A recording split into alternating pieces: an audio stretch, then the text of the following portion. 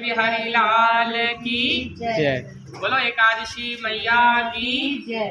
तो आज हम सभी का ये बहुत ही सौभाग्य है कि जो पुरुषोत्तम मास कभी कभार आता है और इतना पवित्र मास है कि इसमें एकादशी की भी बहुत महिमा है।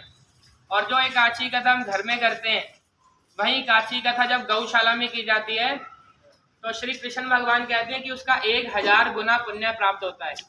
तो उस एकादशी कथा को आज हम यहाँ गौशाला में सुनेंगे, जो बंथला में कन्हैया गौशाला है, और सभी ने उस कथा को सुनना है ध्यान से, क्योंकि कृष्ण भगवान ने स्वयं कहा है कि जब कथा गौशाला में की जाती है तो उसका 1000 गुना पुण्य प्राप्त होता है। आओ एक दो बार मिलकर हम सभी बांके बिहारी का ध्यान करें, उस गौओं वाले का ध्यान करें। मिलकर सभी ने कहना है कि श्री कृष्ण गोविंद हरे मुरारे, हे नाथ नारायण वासुदेवा, श्री कृष्ण गोविंद हरे मुरारे। बोलो वासुदेव भगवान की जय, बोलो बांके बिहारी लाल की जय, बोलो गौ माता की। तो पुरुषोत्तम मास के प्रथम पक्ष की कमला एकादशी का महात्म है। आज जो एकादशी है उसका नाम कमला एकादशी है। युधिष्ठिर ने पूछा, भगवान अब मैं श्री विष्णु के उत्तम व्रत का, जो सब पापों को हरने वाला है तथा व्रती मनुष्यों को मनवांछित फल देने वाला हो, मैं श्रवण करना चाहता हूँ। जनार्दन, पुरुषोत्तम मास की एकादशी कथा कहिए, उसका क्या फल है और उसमें किस देवता का पूजन किया जाता है? प्रभु, किस दान का क्या पुण्य है? मनुष्य को क्या करना चाहिए? उस समय कैसे स्नान किया जाता है? किस मंत्र का जाप होता है? कैसी पूजन विधि बताई गई है? पुरुषोत्तम मास में किस अन्न का भोजन किया जाता है? पुरुषोत्तम कृष्ण भगवान को ही कह रहे हैं युधिष्ठिर महाराज। तो भगवान श्री कृष्ण बोले, राजेंद्र, अधिक मास आने पर, अधिक मास भी पुरुषोत्तम मास को ही कहा जाता है। कुछ लोग इसे मल मास भी कहते हैं। तो इसके बहुत से नाम हैं, किंतु जो सबसे सर्वश्रेष्ठ नाम है वो पुरुषोत्तम मास है। तो पुरुषोत्तम मास में श्री कृष्ण भगवान कहते हैं कि जो एकादशी है वह कमला नाम से प्रसिद्ध है। वह तिथियों में उत्तम तिथि है। उस व्रत के प्रभाव से लक्ष्मी अनुकूल होती है। उस दिन ब्रह्म मुहूर्त में उठकर भगवान पुरुषोत्तम का स्मरण करें और विधि पूर्वक स्नान करके व्रती पुरुष व्रत का नियम ग्रहण करे। घर पर जप करने का 1 गुना, नदी के तट पर 2 गुना और गौशाला में सहस्त्र गुना होता है। इसीलिए हमें गौशाला में भगवान का नाम जपना चाहिए, इस कथा को सुनना चाहिए और भी अनेकों प्रकार के पुण्य करने चाहिए। गौ माता की सदा सेवा करनी चाहिए। अग्निहोत्र में 101 गुना, शिव के क्षेत्र में, तीर्थों में, देवताओं के निकट तथा तुलसी के समीप 1,00,000 गुना और भगवान विष्णु के निकट अनंत गुना पुण्य की प्राप्ति होती है।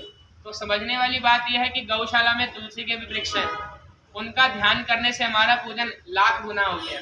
और गौओं में तो सभी देवताओं का वास है, स्वयं विष्णु स्वयं वास करते हैं।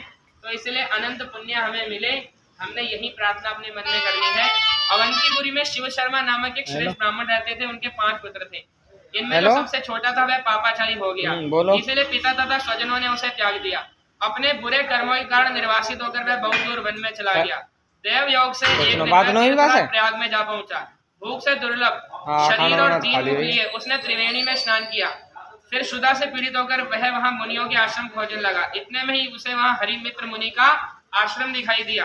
पुरुषोत्तम मास में वह बहुत से मनुष्य एकत्रित हुए थे। आश्रम पर पापनाशक कथा कहने वाले ब्राह्मणों के मुख से उसने श्रद्धा पूर्वक कमला एकादशी की महिमा सुनी, जो परम पुण्यमयी तथा भोग और मोक्ष प्रदान करने वाली है। जय शर्मा ने विधि पूर्वक कमला एकादशी की कथा सुनकर उन्हें सबके साथ मुनि के आश्रम पर ही व्रत किया। जब आधी रात हुई तो भगवती लक्ष्मी उसके पास आकर बोली, ब्राह्मण, इस समय कमला एकादशी के व्रत के प्रभाव से मैं तुम पर बहुत प्रसन्न हूँ और देवादिदेव श्री हरि की आज्ञा पाकर वैकुंठ धाम से आई हूँ। मैं तुम्हें वरदान दूंगी। ब्राह्मण बोला, माता लक्ष्मी, यदि आप मुझ पर प्रसन्न हैं तो वह व्रत कथा बतलाइए जिसकी कथा वार्ता में साधु ब्राह्मण सदा संलग्न रहते हैं। लक्ष्मी ने कहा, ब्राह्मण, एकादशी व्रत का माता में श्रोताओं के सुनने योग्य सर्वोत्तम विषय है। यह पवित्र वस्तुओं में सबसे उत्तम है। इससे दुःस्वप्न का नाश तथा पुण्य की प्राप्ति होती है। अतः इसका यत्न पूर्वक श्रवण करना चाहिए। उत्तम पुरुष श्रद्धा से युक्त हो एक या आधे श्लोक का पाठ करने से भी करोड़ों महापातकों से तत्काल ही मुक्त हो जाता है। जैसे मासों में पुरुषोत्तम मास, पक्षियों में गरुड़ तथा नदियों में गंगा श्रेष्ठ है, उसी प्रकार तिथियों में द्वादशी तिथि उत्तम है। समस्त देवता आज भी एकादशी व्रत के ही लोभ से भारतवर्ष में जन्म लेने की इच्छा करते हैं। तो हमें विचार करना चाहिए, जब देवी देवता, वास्तव में कथा को मैं बहुत ही शीघ्रता से कर रहा हूँ, मुख्य मुख्य बात ही आपको समझा रहा हूँ, अगर आपने कुछ पूछना हो तो पूछ लेना। तो यहाँ पर बताया कि देवगण सदा ही रोग शोक से रहित भगवान नारायण का पूजन करते हैं। जो लोग मेरे प्रभु भगवान नारायण के नाम का सदा भक्तिपूर्वक जप करते हैं, उनकी ब्रह्मा आदि देवता सर्वदा पूजा करते हैं। जो लोग श्री हरि के नाम जप में संलग्न हैं, उनकी लीला कथाओं के कीर्तन में तत्पर है तथा निरंतर श्री हरि की पूजा में व्रत रहते हैं, वे ही मनुष्य कलयुग में कृतार्थ हैं, जो भगवान का भजन करते हैं, भगवान की भक्ति करते हैं।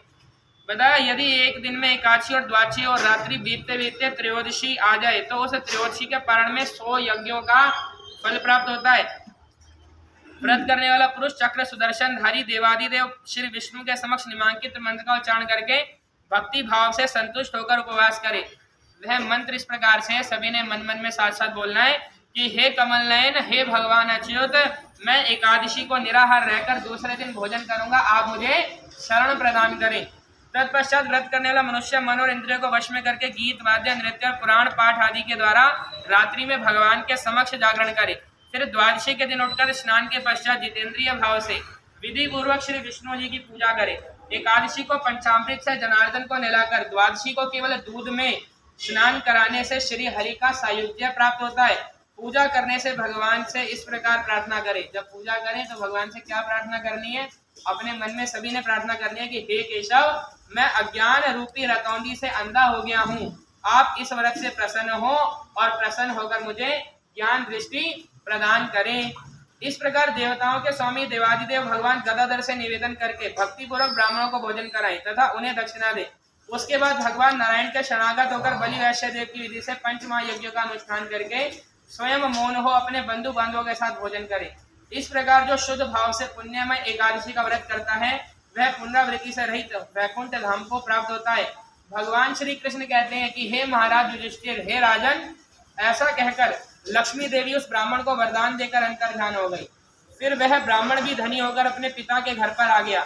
इस प्रकार जो कमला का उत्तम व्रत करता है तथा एकादशी के दिन इसका महात्म्य सुनता है तो वह सभी पापों से मुक्त हो जाता है। बोलो बांके बिहारी लाल की।